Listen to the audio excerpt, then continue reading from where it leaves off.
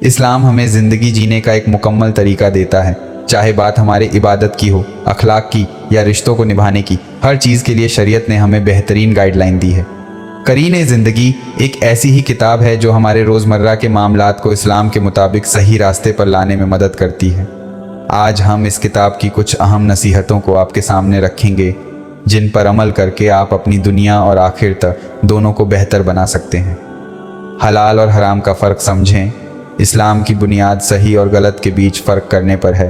करीने ज़िंदगी में बताया गया है कि हमें अपनी हर छोटी बड़ी हरकत में हलाल और हराम का ख्याल रखना चाहिए। खाने पीने में हलाल खाने का इस्तेमाल करें और हराम चीज़ों से परहेज़ करें। कमाई में सिर्फ वही रोज़गार अपनाएं जो शरीयत के मुताबिक हो।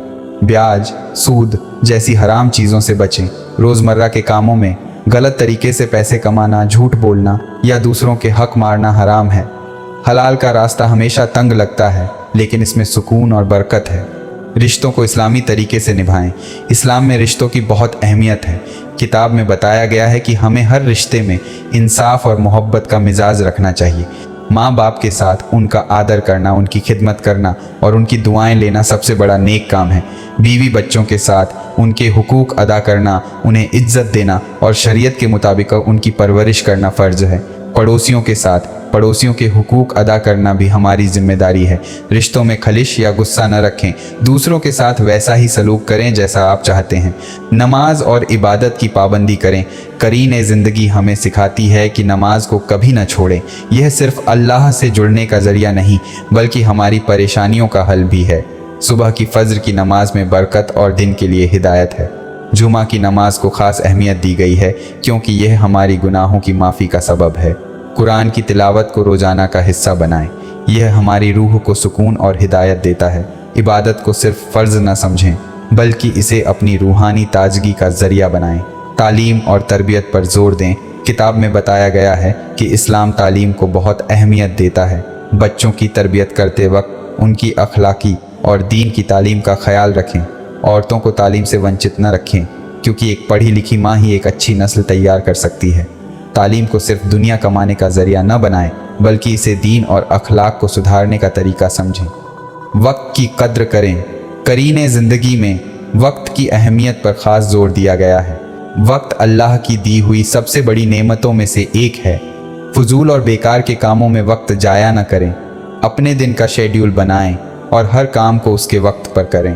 दीन और दुनिया में वाज़न बनाएं। वक्त का सही इस्तेमाल आपको कामयाबी की राह पर ले जाता है। अखलाक को बेहतर बनाएं। इस्लाम में अच्छे अखलाक को इबादत के बराबर माना गया है।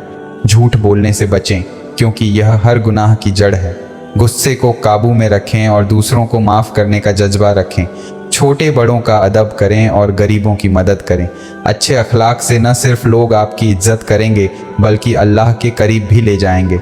करीने ज़िंदगी सिर्फ एक किताब नहीं, बल्कि एक रहनुमा है जो हमारी ज़िंदगी को इस्लामी उसूलों के मुताबिक चलाने की तालीम देती है। इसमें दी गई नसीहतें अगर हमारी ज़िंदगी का हिस्सा बन जाएं, तो न सिर्फ हमारी दुनिया बेहतर होगी, बल्कि आखिरत में भी हम कामयाब होंगे। आप भी इन नसीहतों को अपनी ज़िंदगी में लागू करें और दूसरों को भी इनसे सीखने का मौका दें।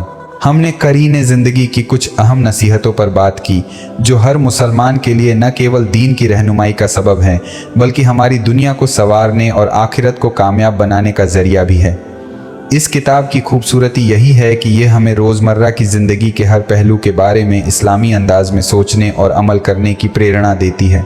अब सवाल यह उठता है कि हमने इन बातों को सुना, समझा और महसूस किया, लेकिन क्या हम इन्हें अपनी ज़िंदगी में अपनाएंगे?